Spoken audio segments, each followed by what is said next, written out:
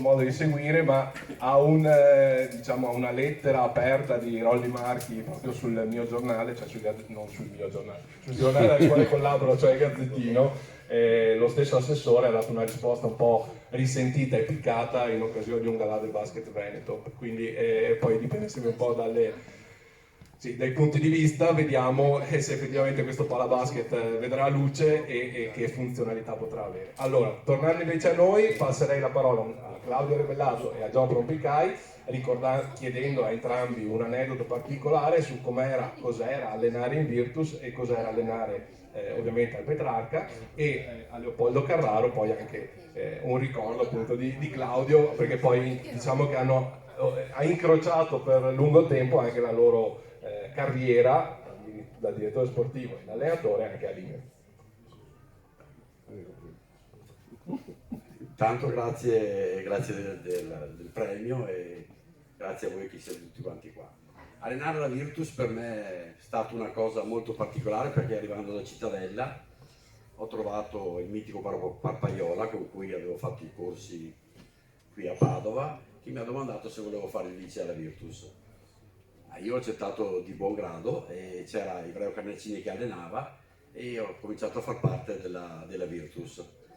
E da là ho imparato cosa vuol dire andare in via Tadi e fare allenamento, che già a quel tempo, stiamo parlando dei primi anni 80, so che la maggior parte degli allenatori della Virtus i giocatori della Virtus giovanile facevano allenamento appena fuori da scuola e dopo verso le 6, le 7 della sera facevano il secondo allenamento. Perciò c'era un impegno, direi, già professionale da quel punto di vista là.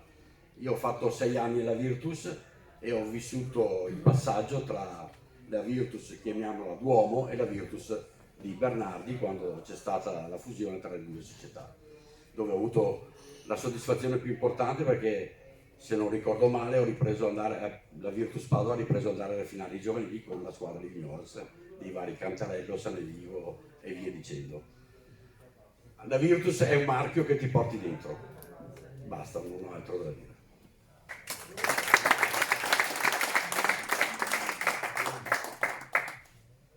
Tanto buongiorno a tutti, vi ringrazio anch'io per avermi invitato, è stata una sorpresa grandissima. Io mi sento ormai giurassico, quindi penso a 50 anni fa o più o meno che sono arrivato al Petrarca per caso, perché io sono un agordino che non aveva mai giocato a basket perché ad Agordo non c'era.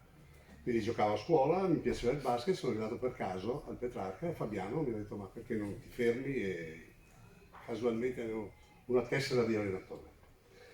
E sono rimasto 6 anni, ho fatto tutte le giovanili, vice allenatore in prima squadra, e poi sono tornato a massacrare qualche giocatore in B2 10 anni dopo. Il massimo mi guarda sempre male. Il Petrarca è qualcosa di particolare. Passare per Prato della Valle e non poter più entrare a Trapini, vi giuro, è un colpo al cuore.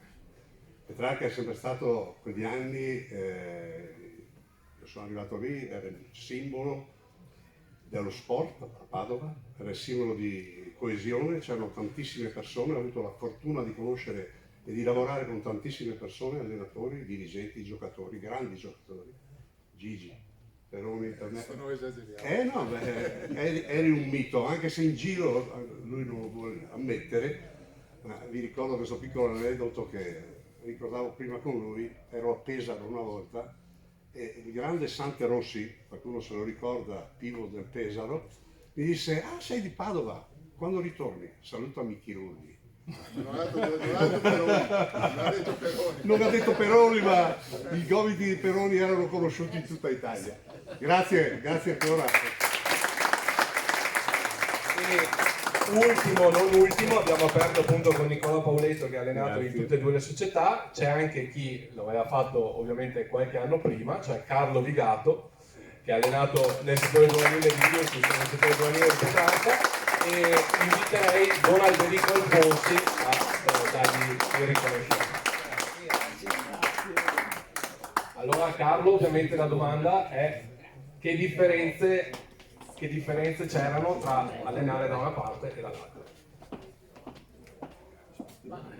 Differenze È una domanda difficile perché da entrambe le parti ho trovato un grande entusiasmo, una sensibilità verso i ragazzi e verso gli allenatori.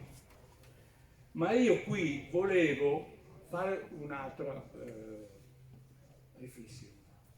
Io ho allenato dei ragazzi straordinari e voglio citare 3 persone che non ci sono più e che hanno fatto parte del basket padovano a pieno titolo e con altissimi risultati.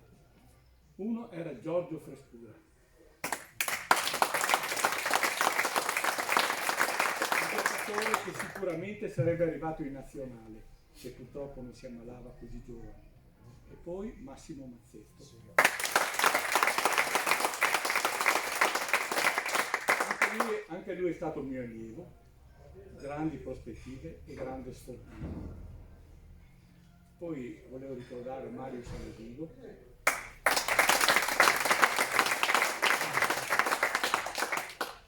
Per me erano dei fratelli più piccoli che avevo vissuto bene a questi ragazzi ed è stato un grande dolore perderli.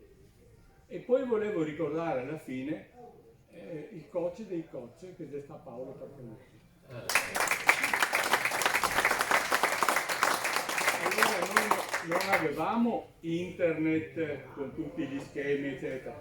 Alla domenica pomeriggio andavamo al cinema dove Paolo faceva il bigliettaio e lì facevamo schizzi degli schemi dei giochi con Paolo. Quindi questi ricordi sono tristi ma anche diciamo significativi per la mia vita. Grazie.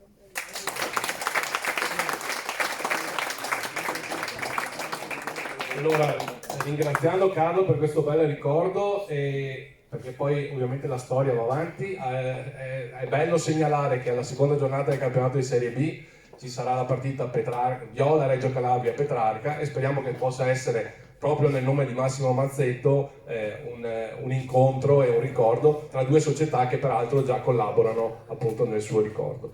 Dovevamo la parola, e me ne scuso, a Leopoldo per un aneddoto e quindi a lui. Dopo tutte queste parole importanti del basket padovano della città, la periferia, insomma, ho vissuto con Claudio Rebellato dei bellissimi ricordi e anche ricordo un'altra persona che non c'è più, Lino Bellati, che ci portò dalla promozione in Serie D, era il 1990, dopo partiamo con la Serie D con Andrea Garbo, i risultati sono così così. E ho detto guarda che c'è Claudio Rebellato libero, sapevo un po' del Pozzecco di qualche anno fa che era un po', diciamo, un po' particolare, insomma, però è venuto ed è stato un uragano, logicamente dal punto di vista caratteriale dava tutto, ha tenuto sulla squadra con Alessandro Valente che era il nostro, diciamo, giocatore più importante. Mi ricordo una partita a Bolzano con Alessandro che si trovò una gomitata a qualcuno, ci fece un taglio pazzesco, poi cucisci, insomma si fece cucire dal massaggiatore del Bolzano e rientrò in campo, mi sembra cose diciamo preistoria, però dopo con Claudio ci siamo ritrovati in altre situazioni, negli ultimi anni mi ha chiamato per qualche consiglio nel femminile visto che aveva una licenza. Però diciamo il ricordo di quell'annata là è stata stupenda perché andammo a Guastalla con rientro di una nebbia, insomma, siamo tornati alle 5 di mattina, insomma, bei ricordi, bei tempi e Claudio per me è stato un po' il Pozzecco dell'epoca. C'era un altro perché era stato anche lui ex giocatore. Ah, assolutamente, ma comunque una persona schietta, diretta e questo è il suo, diciamo, la peculiarità la sua linea. Bene, grazie a tutti dell'invito, Grazie mille. Non è un caso che Don Alberico Pensavo che non è un caso che mentre invito appunto Gigio se vuoi terminare il gioco, invito scusate anche a riprendere posto. Grazie a tutti. No, dicevo, non è un caso che Don Alberico rimane qui un attimo, l'abbiamo chiamato per ultimo, ovviamente se possibile lo invitiamo anche a una benedizione alla stagione che ormai è alle porte, e inviterei Gianfranco Bernardi e Bobo Bosello, proprio come mi pare Claudio Rebellato aveva detto prima, il passaggio tra la Virtus Duomo e la nuova Virtus, perché diano un riconoscimento a Don Alberico come vecchio cuore virtussino. Grazie. Ho sentito molti che si dichiarano, tu non sei della preistoria, sei storia, tu sai storia. Questa è storia, questa è la storia. Lo so. Volevo dire una cosa, non una predica, una cosa importante per me.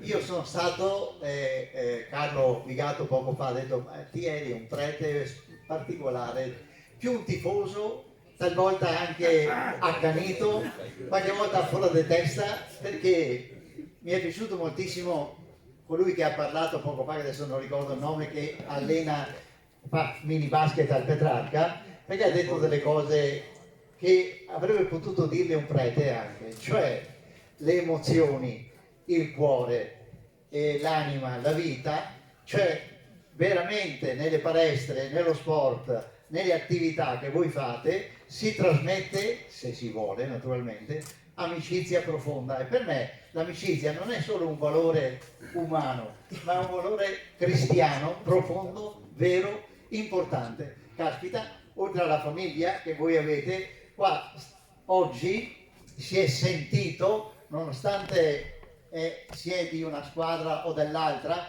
e talvolta Petrarca, Virtus erano battaglie per poter vincere, ma l'amicizia è sempre rimasta. Vi dico un particolare che non conosce nessuno. Padre Preto, quando aveva terminato la sua missione all'Antonianum, e veniva a giocare carte, una partita di carte, là dove ero io. Prima eravamo, tra virgolette, nemici, ma mai nemici, sempre in campi avversi, ma veramente con stima profonda, con anche amicizia nel giocare una partita di carte. Anzi, lui, siccome si avvicinava a qualcuno dicendo ma voi avete rovinato l'atmosfera del Petrarca, lui diceva sta attento, tirami via da lì, e diceva la parola che non posso ripetere qua, perché non dici che razza di preteseo, che usa anche parole piuttosto così un po' tirami via, questa è le scatole, ma non diceva scatole, per dire l'amicizia. E allora io dico questo, io vi ringrazio perché sono venuto qua oggi, nonostante fossi impegnato in 2 parrocchie, Brusegana e Natività, perché volevo gustare ancora l'amicizia, gustare questo senso, pur in campi avversi, pur in squadre diverse, ma l'amicizia anche crea uno sviluppo. Io sono amareggiato perché in tante parrocchie e del centro e della periferia, va bene per la pandemia ancora purtroppo, ma tanti sacerdoti non ci credono nel valore dello sport. Io ci credo profondamente e sono ancora in mezzo a loro per dirglielo. Ma non solo per dirglielo, ma sinceramente mi metterei ancora, e sono a disposizione di queste, e ce ne sono ragazzi, sapete, ce ne sono. Niente, basta, perché se no mi dite tira ma sa lunga trovare.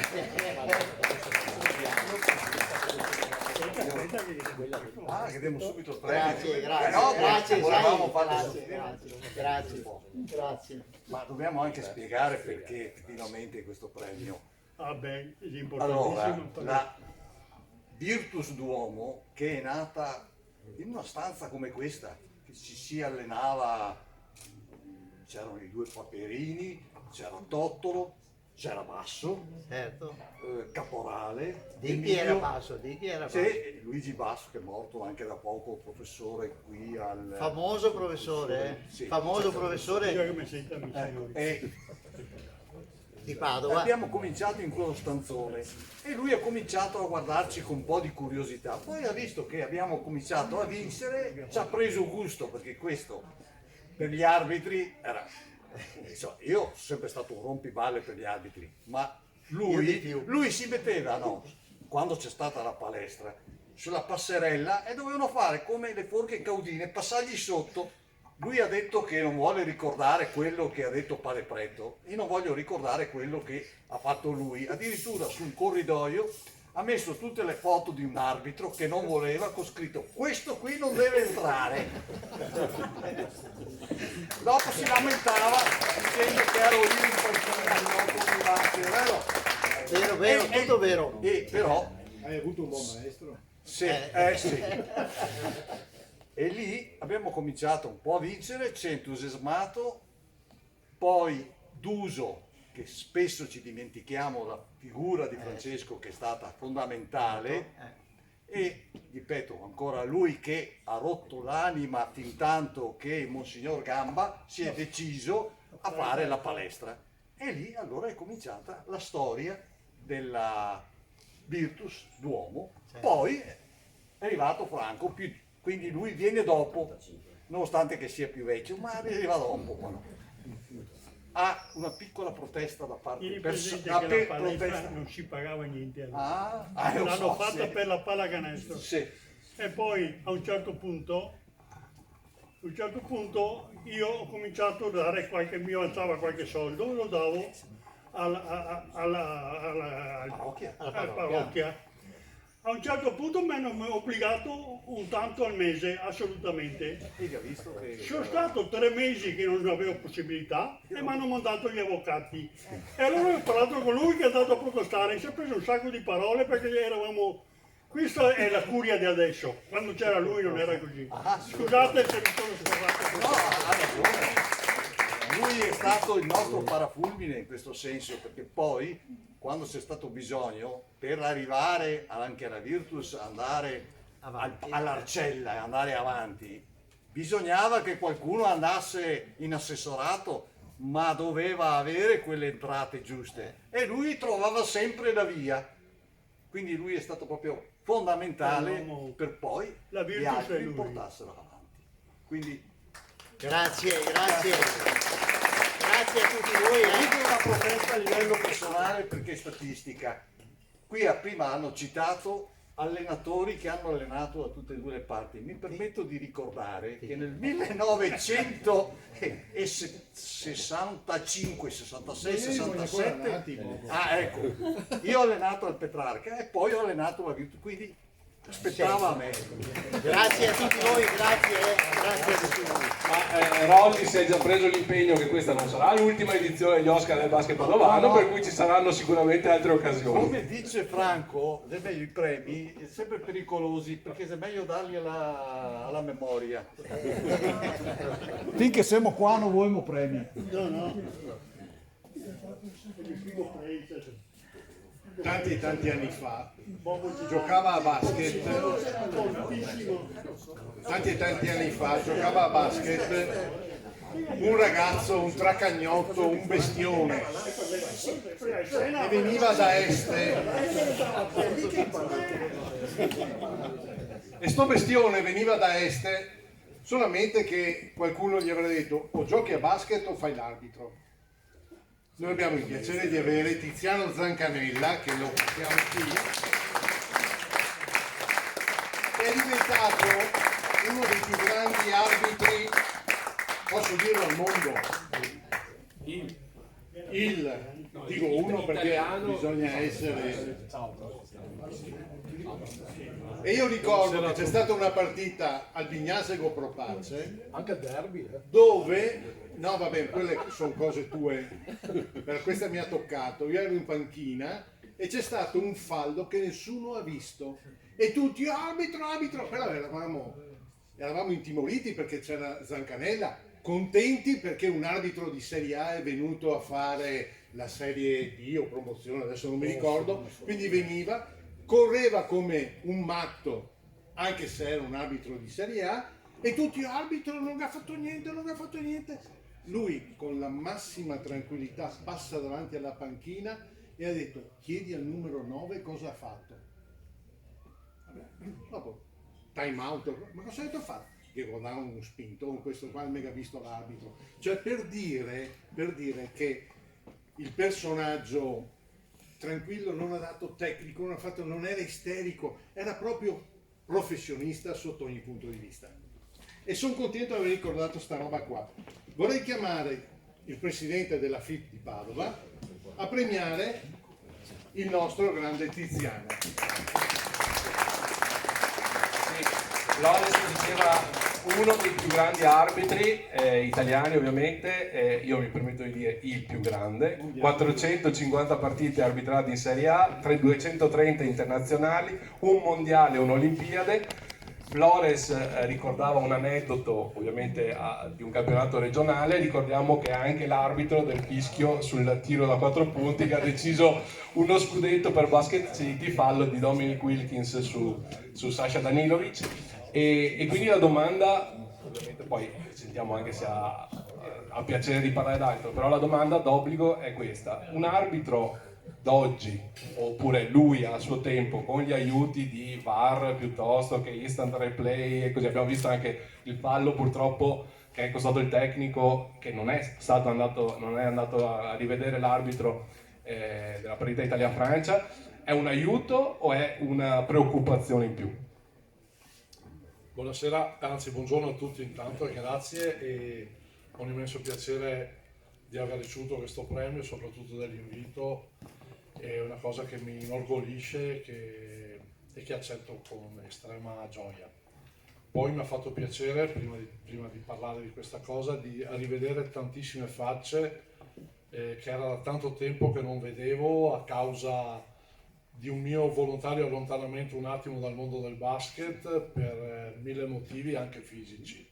Quindi ho il piacere di rivedere tantissime persone con le quali ho condiviso gioie e dolori, alle quali ho dato tecnici, vero Claudio? No, vero, no. Tecnici a Iosa e tantissimi tecnici e allenatori e dirigenti con i quali ho condiviso tanti momenti piacevoli della mia vita, della mia carriera, della pallacanestro.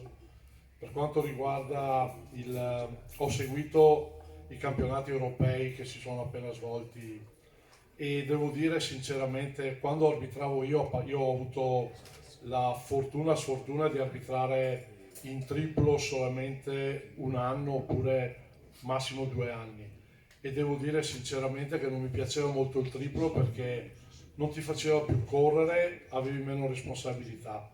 Io ho sempre arbitrato praticamente in doppio, senza mai l'ausilio delle tecniche, diciamo, per rivedere.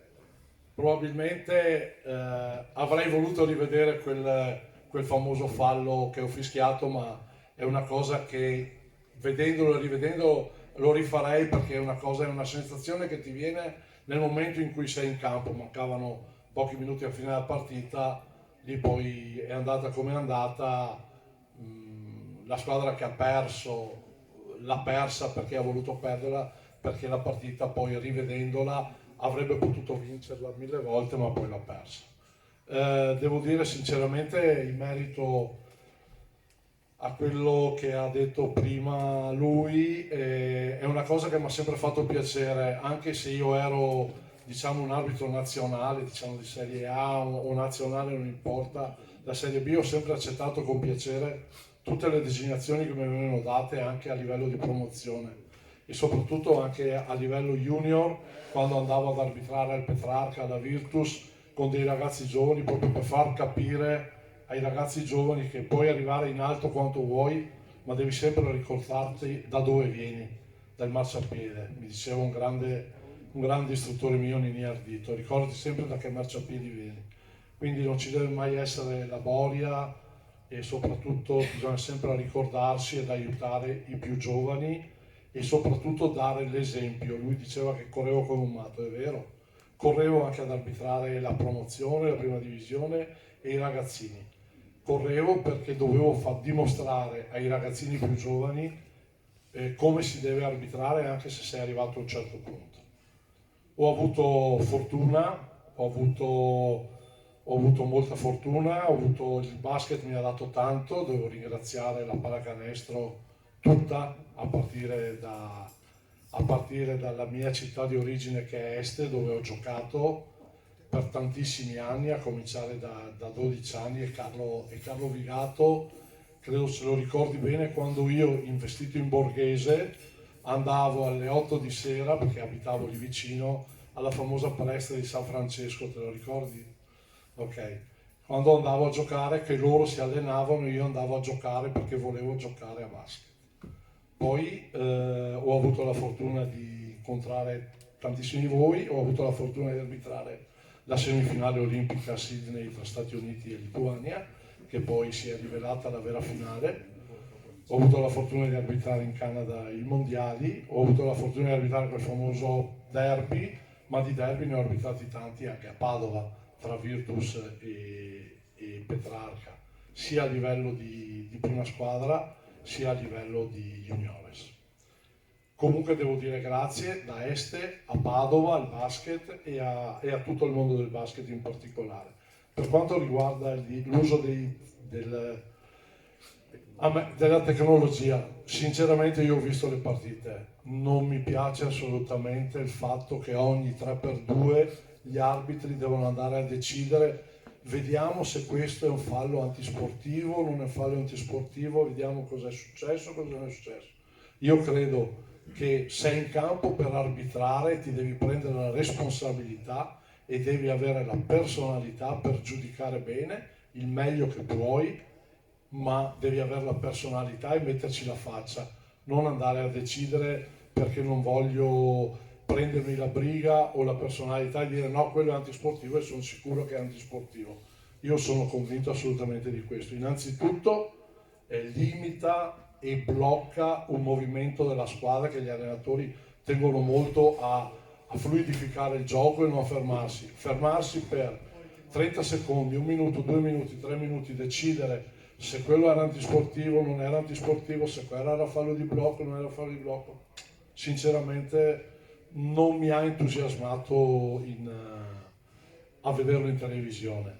Poi abbiamo perso con la Francia per sfiga, però vabbè, meritavamo e ce la siamo giocata e speriamo che la prossima volta riusciamo a superare questi maledetti quarti di finale. Grazie a tutti. Ringraziamo Cristiano e invitiamo un attimo a rimanere qui, diciamo, sul palco, perché nella nostra idea ci doveva essere una sorta di... Lui ha fatto riferimento giustamente agli arbitri giovani che spesso con cui andava ad arbitrare assieme anche nelle partite di settore giovanile. Doveva essere un ideale passaggio di testimone, perché quest'estate, oltre al ritrovato derby grazie alla promozione dell'UBP Petrarca, c'è stato anche un arbitro padovano che è stato promosso in Serie B, appena 21enne, Elmi Tognazzo.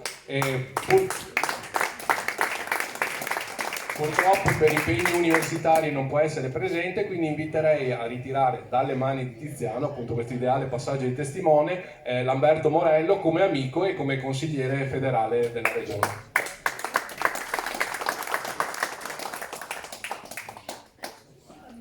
Allora, Lamberto, finché sta arrivando, oltre a una considerazione sua libera ovviamente sulla stagione che va a iniziare, se è una soddisfazione per il movimento padovano e regionale avere un arbitro così giovane come Elmi promosso appunto di categoria in terza categoria nazionale. Intanto ringrazio tutti per l'invito, soprattutto Giovanni, non ero preparato per questa cosa.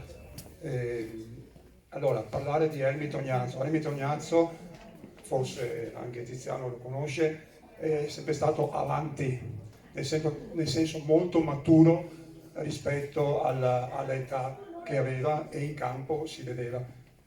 Fa conto che, da quel che mi dicono, non poteva essere promosso in categorie regionali, ossia fare la Serie D, perché non aveva ancora 18 anni, quindi parliamo di 3 anni fa. Il fatto di fare Serie D, Serie C ed essere promosso in Serie B sicuramente dimostra un carattere che potrà sfruttare da quest'anno nelle categorie nazionali. Sono felice di ricevere il premio per Elmi, e quando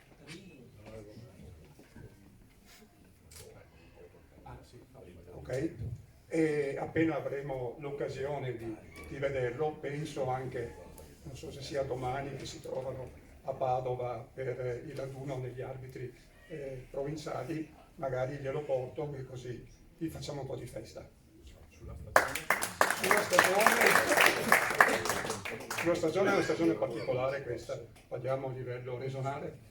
Allora, intanto dall'anno prossimo ci sarà la riforma dei campionati e quindi sparirà una categoria, quella del C-Gold, allora, metà C-Gold assieme alla C-Silver formeranno una C unica.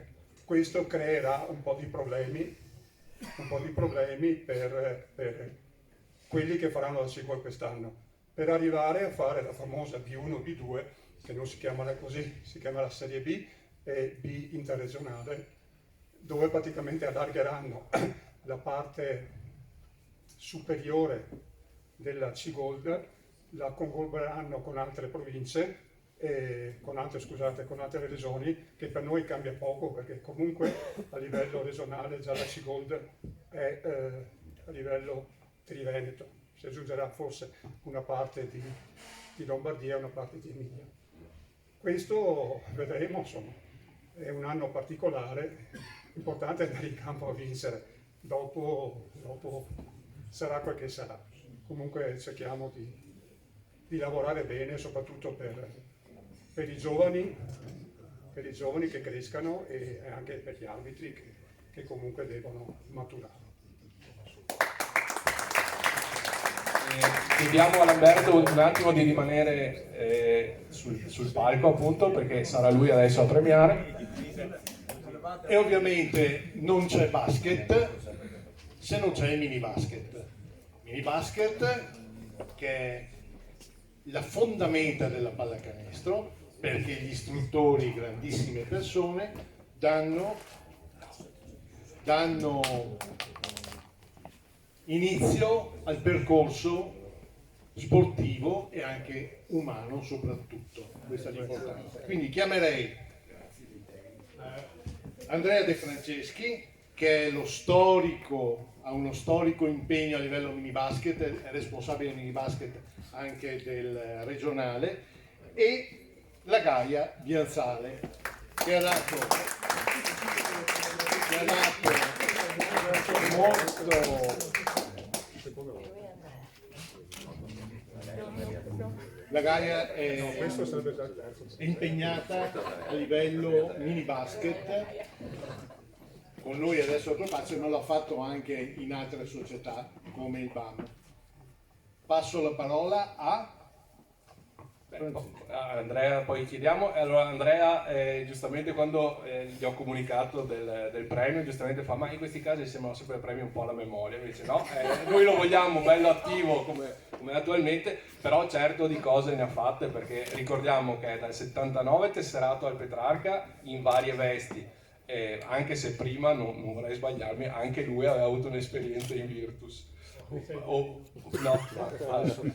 E poi società molto più sconosciute. E poi comunque è dall'87 tra gli organizzatori, il principale organizzatore del torneo nazionale Massimo Mazzetto, appunto nel ricordo di Massimo, e poi dall'88 socio tra i soci fondatori di un circuito nazionale PSG di tornei a livello sempre mini basket, che ha visto tra i suoi ideatori, fondatori, nello zoccolo duro di chi aveva ideato questi tornei, anche Ale Ramaglia, attuale allenatore della Tezenis Verona, neopromosso in A1, e anche Francesco Piccolo, scrittore, autore, sceneggiatore, vincitore di un recente premio Strega. Allora ad Andrea chiediamo qual era stata la motivazione di questo torneo a livello appunto nazionale e com'è la situazione attuale del mini basket, specie dopo purtroppo 2 anni e forse anche 3 di pandemia. Bene, intanto approfitto anch'io per ringraziare tutti gli ideatori del premio per aver dato spazio anche alla piccola storia del mini basket, che ovviamente è una mini storia, come dice la parola stessa. E direi che il mini basket adesso in Italia soffre ovviamente come soffre tutta l'attività giovanile, e dovremo avere molto impegno e aiuto da parte di tutti, da parte del governo, da parte delle federazioni, dei CONI o chi potrà dare questi aiuti, che adesso sembra sarà Sport e Salute, per rilanciarci, perché il problema tutti sappiamo quali sono, ma adesso ne arriva uno in più che ancora non stiamo valutando, ed è il calo a picco delle nascite, per cui oltre a tutte le difficoltà che già dobbiamo affrontare, ce ne sarà una che difficilmente sarà risolvibile in tempi brevi, e quindi dovremo affrontare le problematiche anche con forze e idee assolutamente nuove. Per quanto riguarda l'attività mini basket nel Veneto e a Padova, nel panorama italiano siamo assolutamente tra i migliori dal punto di vista numerico e anche organizzativo, questo da molto tempo. Più del 10-15% dell'attività italiana di mini basket è del Veneto. Abbiamo anche ovviamente espresso responsabili a livello nazionale, per cui questo sicuramente ci ha aiutato a far sì che tutto potesse funzionare al meglio, però le difficoltà ci sono e quindi non sarà facile. Ecco. Poi credo la domanda riguardava il torneo o il mini? Sì, no, i tornei, il circuito di tornei. Sì, certo, il circuito di tornei è un'idea credo che sia stata unica perché non è più stata replicata. Un gruppo di amici di tutta Italia ha creato questo circuito, questa iniziativa, per cui una decina di manifestazioni ormai ininterrottamente vengono organizzate sul territorio italiano da più di 30 anni, e questo permette ai ragazzini che parteciparono alle prime edizioni adesso a partecipare lo stesso, magari o da istruttori o addirittura da genitori. Creato veramente una storia che per Padova si riflette nel torneo, come è stato citato prima, intitolato a Massimo Mazzetto da purtroppo più di 30 anni. Grazie. E a Gaia ovviamente la domanda è com'è lavorare in un piccolo grande centro mini basket. Ricordiamo che ha operato alle terme, prima nel Terma femminile, poi nel BAM, e appunto di recente, ormai da 4 anni, 4 stagioni, anche di più. forse anche di più, lavora appunto alla Propace. Allora, ciao a tutti, sono ovviamente emozionata perché poi prima di me hanno parlato un sacco di persone che sono la storia della pallacanestro padovana, quindi mi sento un po' più piccolina ma con delle responsabilità sicuramente grandi, perché quando si tratta di bambini, come ha detto Flores, non c'è basket senza mini basket, quindi tutto quello che avete detto è un po' il concentrato di tutto quello che avrei voluto dire. Per rispondere alla tua domanda parto da queste parole: condivisione. Ho sentito condivisione, responsabilità, amicizia, divertimento, crescita. Ho sentito polemiche, ho sentito criticità, perché fanno parte di questo gioco, dal campo a tutto quello che è il bordo campo. Com'è lavorare con i bambini? Lavorare con i bambini, Michela lo sa, è impegnativo a livello di energie, di risultati, di mentalità soprattutto. Le nuove generazioni hanno 1000 impegni, i genitori hanno la possibilità di avere un sacco di offerte, dalla musica allo sport, e quindi i bambini hanno 1 miliardo di impegni e è difficile anche per loro riuscire a concentrarsi in qualcosa e a trovare poi i risultati, perché senza poi un impegno concreto anche i risultati vengono a mancare. Riassumo dicendo che per ottenerli, perché di fatto siamo qui per imparare a giocare a pallacanestro, per ottenerli ci vuole una grande colpa, è la colpa di cui condanno sempre quel signore là che adesso è senza capelli, ma è stato il mio primo allenatore, e senza Paolo non mi sarei innamorata della pallacanestro, quindi la sua colpa è stata, la colpa più bella del mondo è stata sicuramente farmi innamorare di questo sport, e la mia colpa è sicuramente riuscire a fare innamorare un sacco di bambini. Ci vuole tanta dedizione, tanto impegno, però i risultati arrivano. Io ho la fortuna, i bambini sono uguali alle terme, come a Mortise, come le bambine, no, le bambine non sono uguali, le bambine hanno quel qualcosa in più, soprattutto arrivano prima, si innamorano prima dello sport, poi purtroppo l'offerta è diversa che per i bambini. però ci vuole tanta condivisione, sia con loro che con le famiglie, ma soprattutto con tutto lo staff che fa parte di una società. Io appunto dicevo, i bambini sono uguali dappertutto, le società purtroppo non sono uguali dappertutto. Noi tentiamo anche a livello federale, perché con Flavio, che anche lui ha delle colpe, perché entrare poi nel circuito della federazione o ti innamori di certe cose o è ben difficile.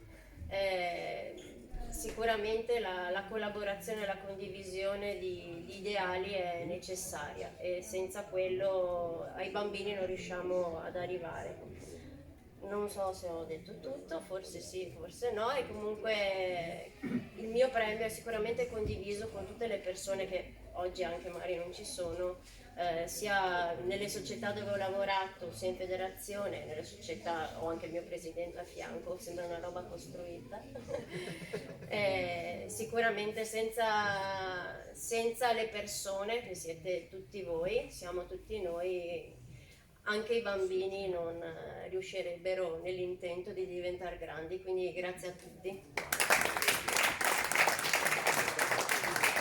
Grazie davvero a Gaia per queste belle parole, mentre invito a consegnare i premi. Il basket e lo sport è fatto di tante sfaccettature.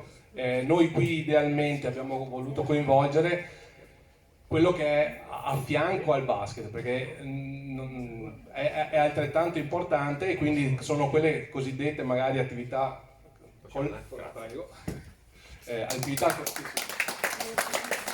collaterali, ma che poi appunto, come oggi è una parola ricorrente in questa mattinata, alimentano la passione sicuramente. Quindi idealmente invitiamo sul palco come premiati per la WISP Guido Arrighini, per il Paskin in rappresentanza del Petrarca Michela Pagnini, che è stata una delle ideatrici e la fondatrice, e Claudia Cortese, che porta avanti questa attività, e per il basket in carrozzina Ahmed Raourai, che avevo pronunciato correttamente.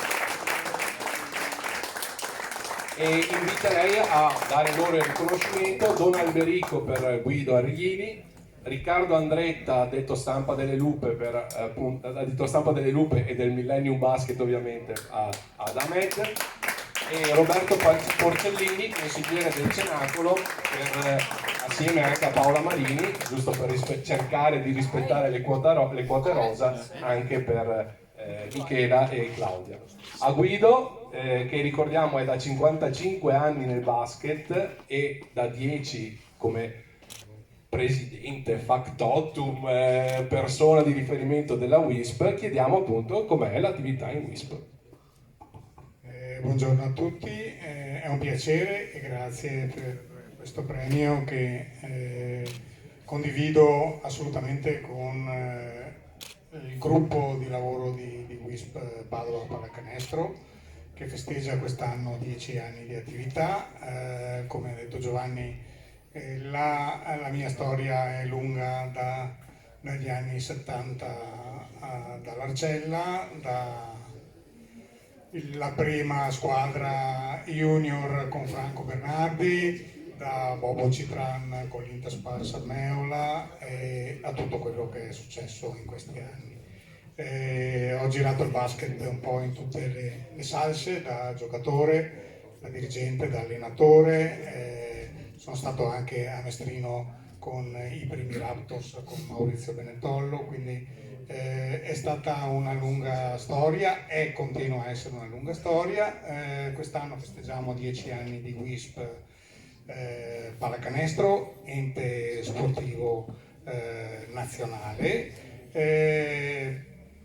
Direi che non c'è niente di più, c'è voglia di pallacanestro, noi stiamo dando voce a questa voglia di questa pallacanestro per tutti, non per niente lo slogan di WISP è sport per tutti, noi ce la giriamo dalla parte nostra come pallacanestro per tutti.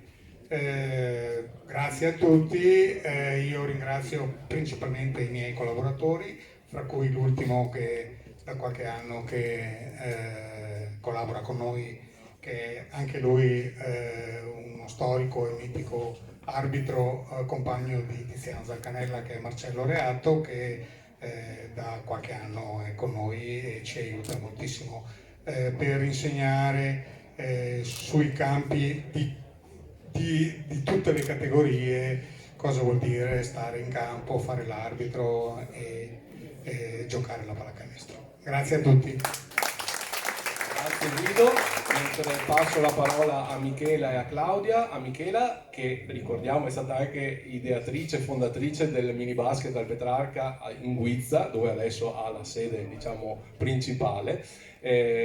Com'era stato anche questo passaggio, questa idea del baskin, che ricordiamo è lo sport inclusivo per eccellenza. E a Claudia ovviamente quant'è faticoso, ma anche che soddisfazioni dà portarne avanti l'idea. Grazie intanto a tutti e saluto coloro che non ho avuto modo di salutare prima e ci conosciamo tutti.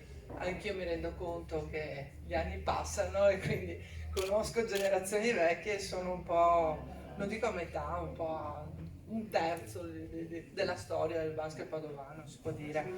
In quanto quote rosa con la Gaia siamo contenti di essere qua e niente, baskin, l'hai detto prima, insomma, da quei Trepini potrei raccontare anch'io un'emozione quando giocavo con l'Abano Terme e grazie a Masiero che ci allenava siamo riusciti una volta ad entrare a giocare come squadra femminile in quei Trepini, che quindi aveva tutta un'emozione particolare. Gli eventi hanno fatto sì che mi sono trovata a far partire un gruppo mini basket Petrarca e da lì penso che siamo passati se non 30-29 anni e quindi come Petrarca diciamo che cos'è il Petrarca? È una continuità, proprio è un senso del far giocare, di inserirsi in quella che è la rete sociale, comune eccetera, di cogliere tutte le opportunità e una di queste è stata il baskin, portato da Massimo Caiolo in Padova e fortemente voluto, diciamo, perché baskin, dopo magari Claudia che adesso è l'anima del baskin Petrarca, potrà parlare, è quanto è il significato di quello che vuole essere anche quello che portiamo avanti noi come settore giovanile, come discorso, come tutto quello che è venuto fuori prima, che sia Petrarca, Virtus, qualche altra società, è la stessa cosa, cioè lo sport è assolutamente inclusivo per definizione. Quando sento dire ma mettiamo dentro, ma così, no, lo sport è inclusivo e anche selettivo, perché mentre baskin è fatto con delle regole che coinvolgono tutti, magari ci sono le squadre di un certo tipo femminili, maschili, eccellenza, non eccellenza, l'importante è che lo sport sia insegnamento e la pallacanestro può essere ancora di più per tutte le fasce d'età. Prima mi ha entusiasmato le parole sue, proprio belle, grazie. E quindi appunto all'insegna proprio baskin come simbolo di inclusione, di relazione, anche di futuro, anche di spinta per la pallacanestro padovana, anche attraverso i derby, perché no? Altro aneddoto, la diciamo, mi piace dirla questa cosa, Nicola ed io viviamo in via Verci, esattamente davanti a noi abita Alberto Franceschini, che è responsabile del settore giovanile della Virtus, e noi vorremmo proporre, ce lo siamo detto con Alberto, ci piacerebbe proporre un evento lì, ci piacerebbe fare un evento lì in via Verci, questo proprio per dire di quanto potente, di quanto bello può essere appunto l'amicizia e la rivalità.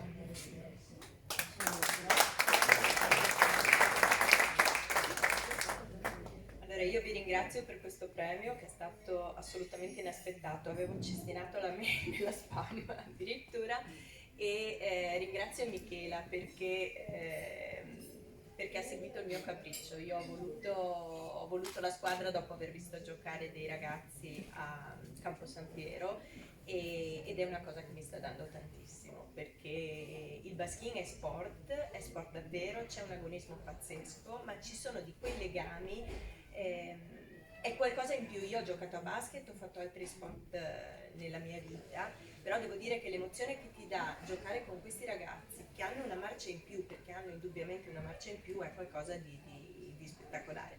Quindi questo premio oggi verrà con me perché alle 3 abbiamo allenamento e lo condividerò esatto con tutto il resto della mia squadra. Invece ad Ahmed, che è reduce anzi forse è rientrato apposta anche per noi dal raduno della nazionale, è reduce da 2 quarti posti, uno agli europei appunto con la nazionale e uno in campionato con il Padova Millennium Basket. La domanda d'obbligo è: